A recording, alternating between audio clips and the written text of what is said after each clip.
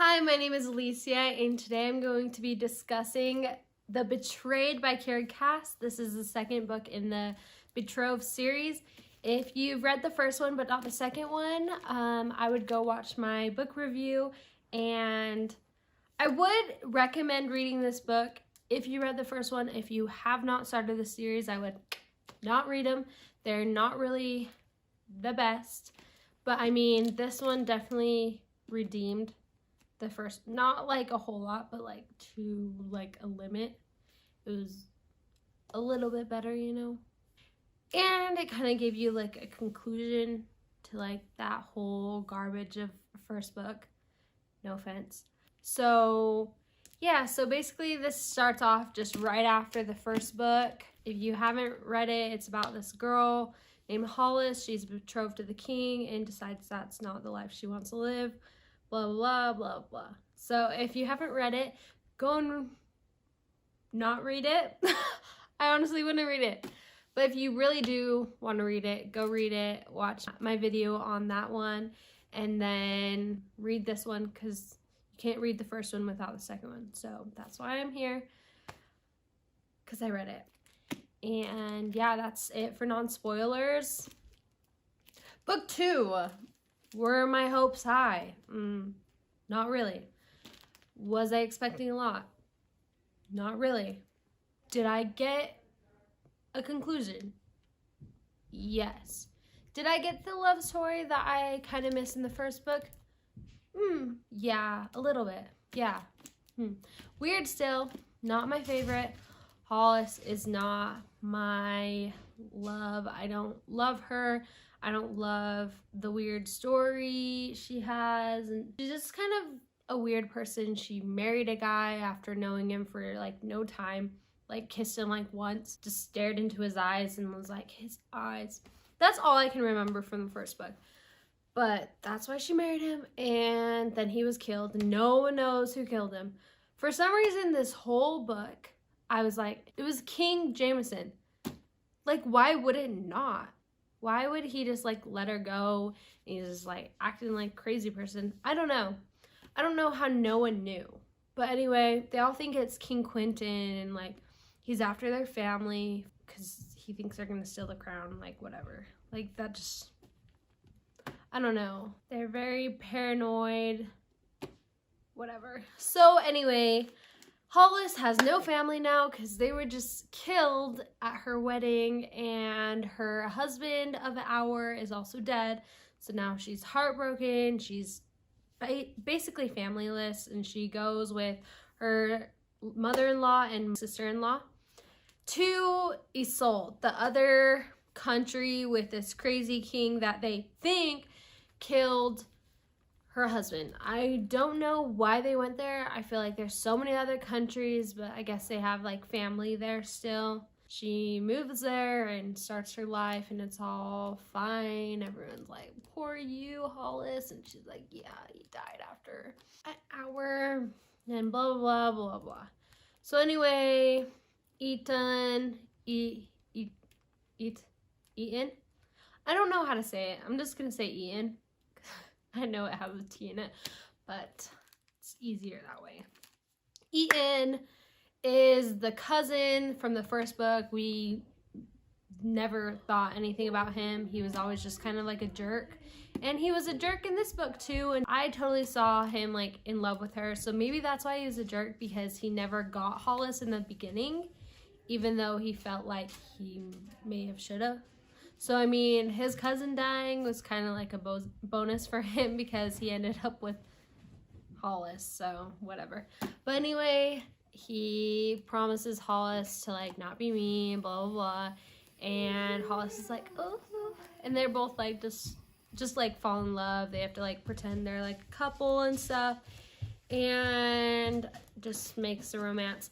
I got to say, Kiera did a lot better at their romance. It wasn't just like, his eyes are so beautiful, I love him. Like, it was actually like a development in a way, so that was refreshing. But like the whole rest of the story was not the best. It was very rushed. It's a tiny book. Like, she does write really small books, and I do think the story could have been better. Like, I feel like it had the potential, like, with her being with Ethan, I feel like the story was so much better.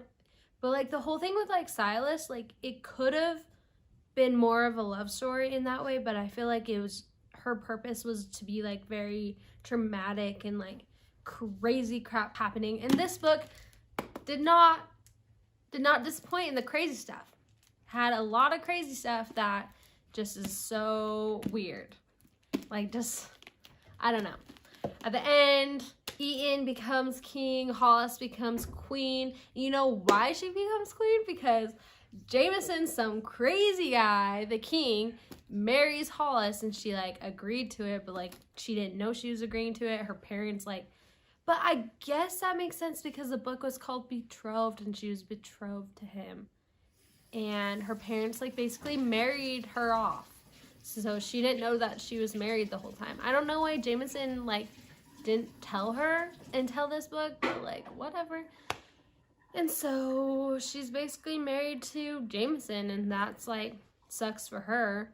Ethan's, like, gonna be king because King Quentin's son that was really sickly died, and they had that whole, like, scandal where he was trying to pretend that they would have an heir with his wife of a day, that she was gonna have a baby and it was gonna be his. Anyway, King Quentin just, like, lets Ethan become king fairly easily. And then King Ethan goes and is like, I'm gonna go to Kiera and talk to Jameson and confront him about the murder. And Hollis is like, me too. And everyone's like, yeah. And so they go, and King Jameson's all upset. And that's when I guess he tells everyone that Hollis is his wife in a way. And then he, like, goes to attack Ethan for, like, I don't know why he would want to attack another king in front of everyone. I don't know. Like, the first time he killed Silas is very, like, choreographed, is, like, a plan, and then he, like, just goes after Ethan. I feel like that was kind of out of character, that he wasn't, like, as mischievous as he was the first time, so whatever.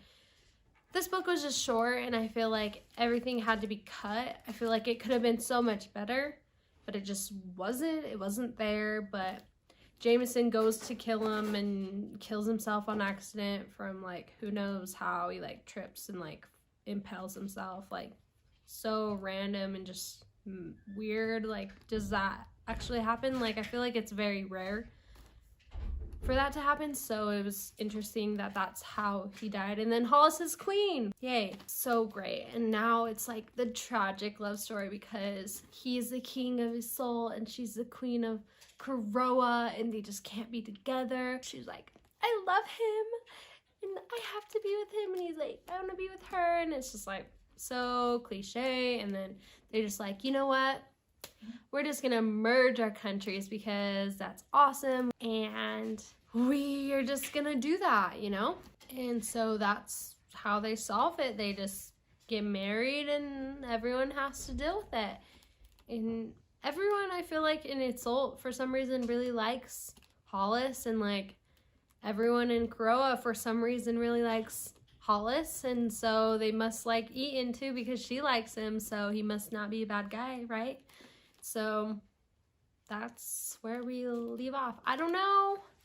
Was it worth the read? Probably not. But I mean, if you read the first one, you should probably read it. You know? But I mean, yeah, it's just not to the standard.